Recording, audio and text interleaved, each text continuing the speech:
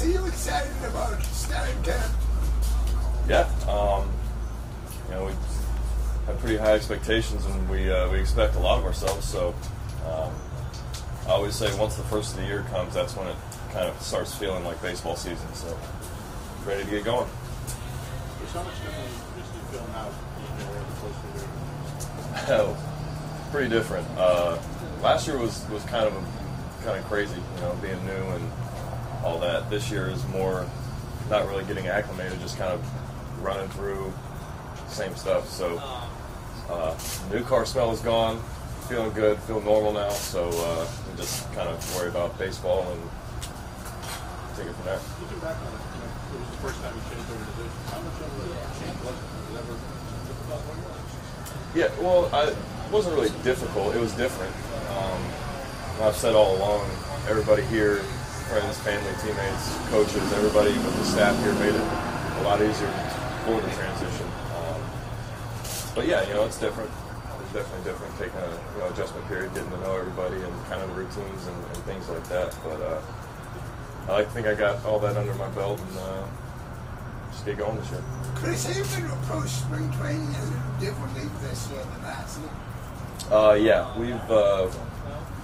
we've kind of gotten together a couple times and talked about different things and different kind of schedules to kind of build up through spring training instead of just kind of maintaining, or build up and maintain.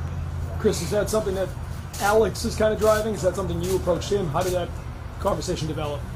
That's between myself, Dana, Alex, Brad, Kiyoshi. I mean, we're all involved, whether in the training room, in the weight room.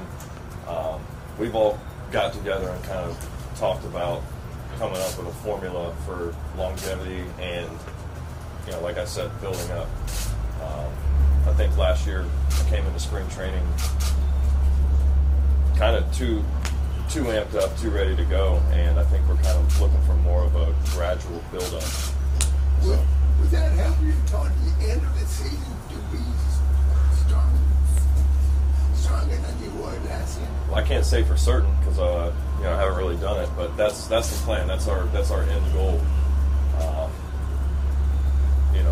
Seeing things as a whole instead of so kind of in front of you.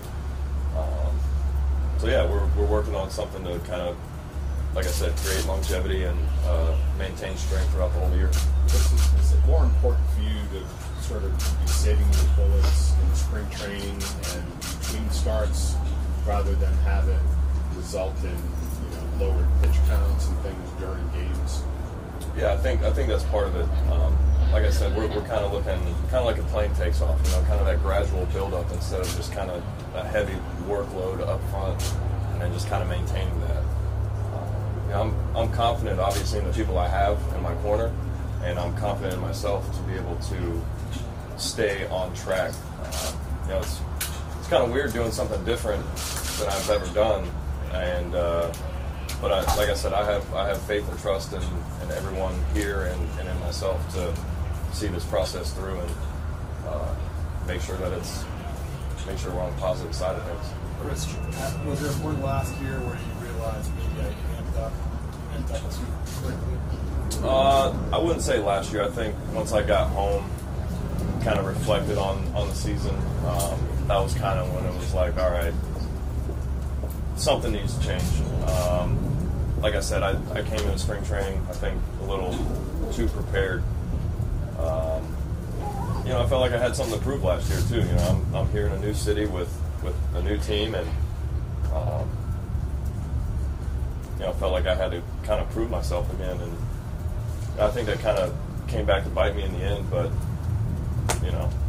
not going to look back and can't change it now. So it's kind of where we are now. How we got here is to, like I said, kind of build up and maintain throughout the whole year. Do you set goals for yourself every season? Do you write things down or think about what you want to do? No, I mean not specifically. Not really big on setting goals for a couple of reasons, but for me, I just try to be better than I always have. I try to be better every day, every year, every outing, every pitch, the whole nine.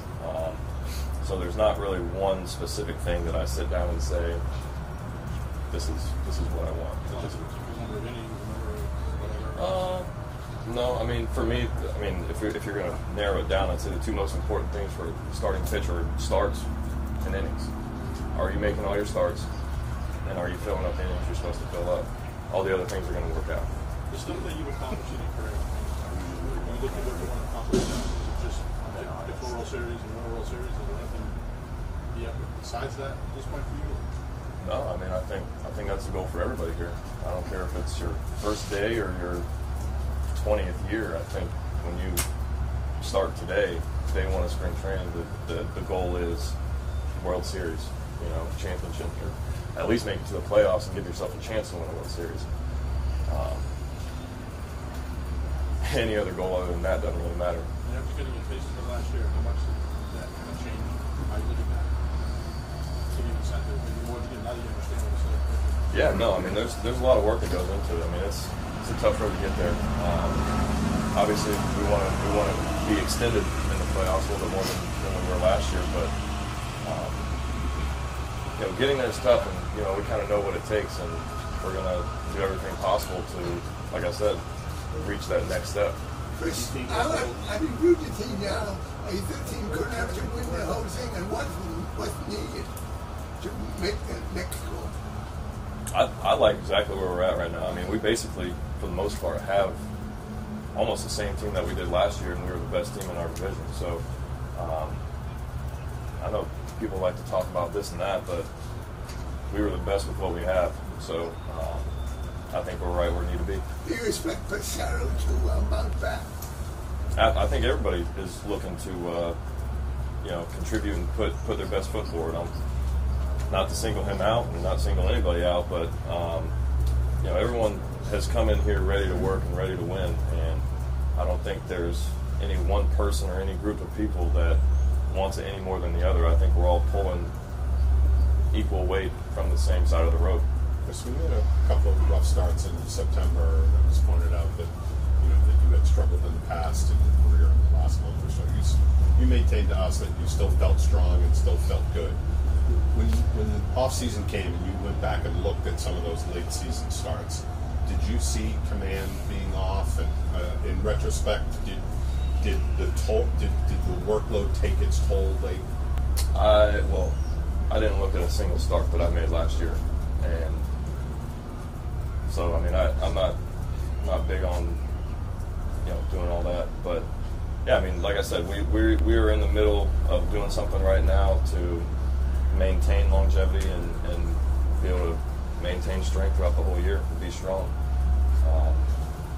Obviously, I know what we're doing in spring training. I don't know what that's going to entail for the year, but like I said, I have faith and trust in not only myself but everyone around me to get us where we want to go.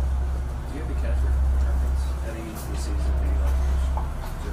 No, I think we're in a very unique situation where both of our catchers could be everyday catchers, and we're very, very lucky as a pitching staff to have those guys. I mean, the work that they put in, the drive that they have, and the ability that they bring. I mean, behind the plate, you're not going to find too many guys better at catch and throw kind of stuff. So with that one, I think you can flip the coin. You didn't shake any pitches off this year. I don't think you did it all last year. That's pretty well documented. You just kind of throw those fast. Yeah, I mean, as of now, that's kind of my style. That's my comfort level, I guess. Knowing that whatever they're doing is going to be the way to go. Eliminates throwing pitches with doubt. So, Chris, a couple of teams in the West, Texas and Anaheim, looking like they're going to experiment with 6-man rotations.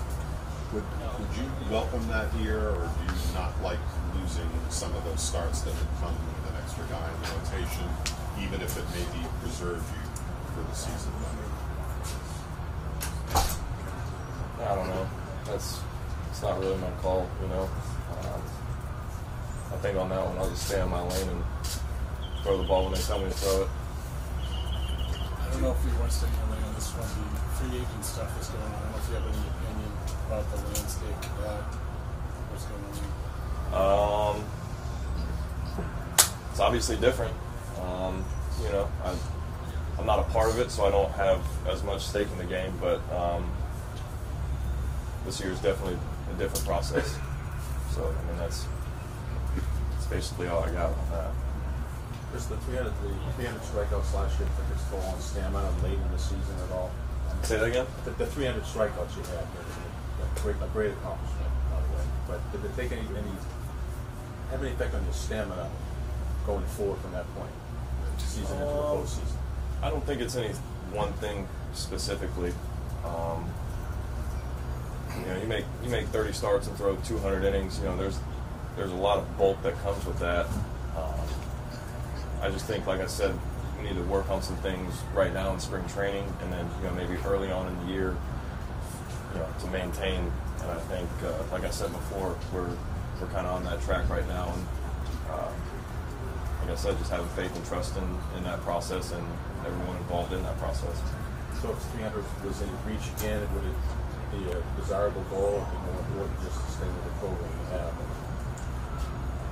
building strength for the rest of the race, September and then into October? Yeah, no.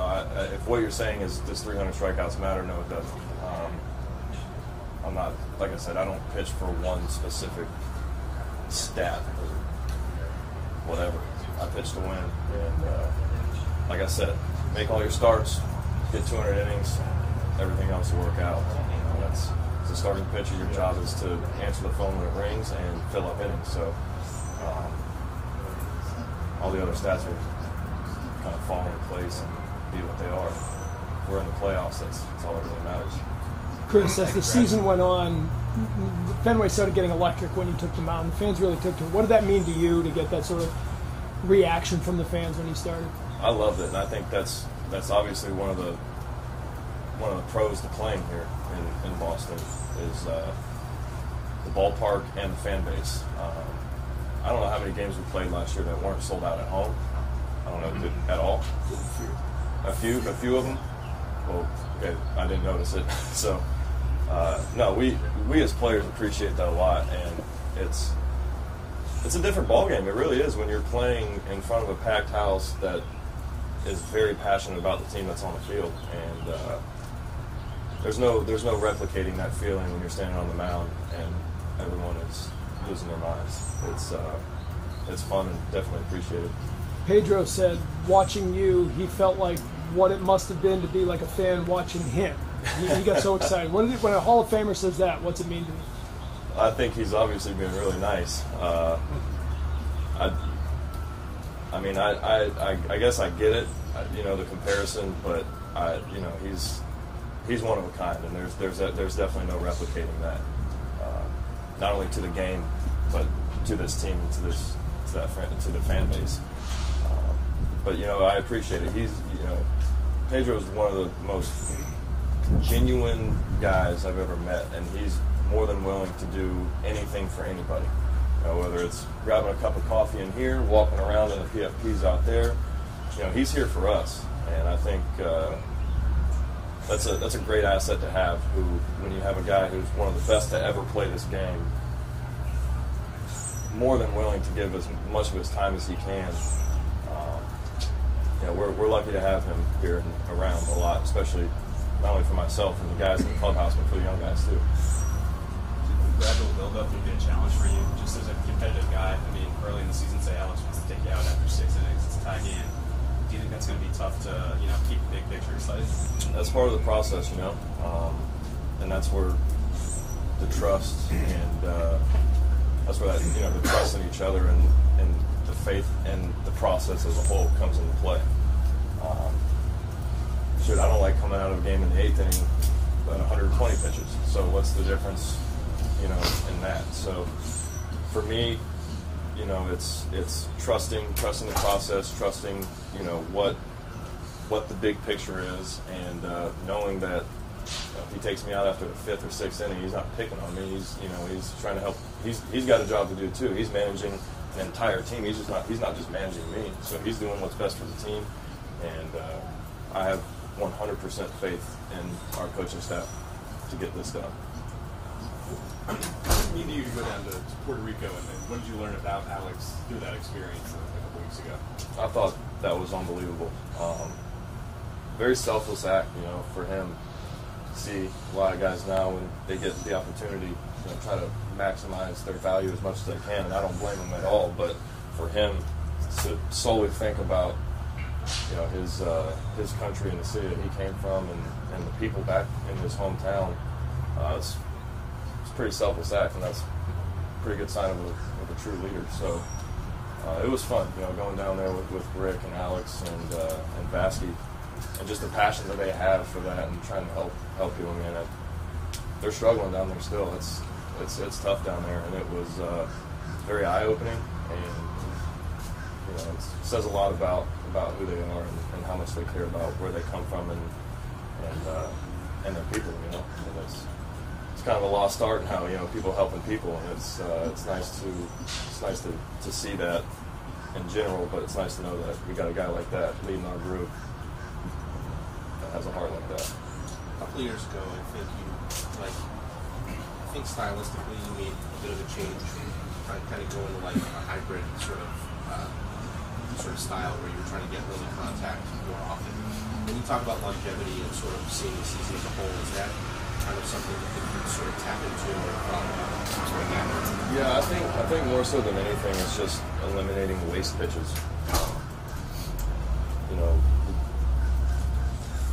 I feel like over the course of the year, you throw, say you get 105 pitches every time out, and you try to eliminate as few as possible. So many times you get to the fifth inning and you're at 103 pitches. Well, you've either fouled a lot off, you've given up a lot of hits, or you've wasted a lot of pitches. So I think maximizing the quality of pitches that I'm throwing is going to be kind of the key to all this. Thank you. Thank you.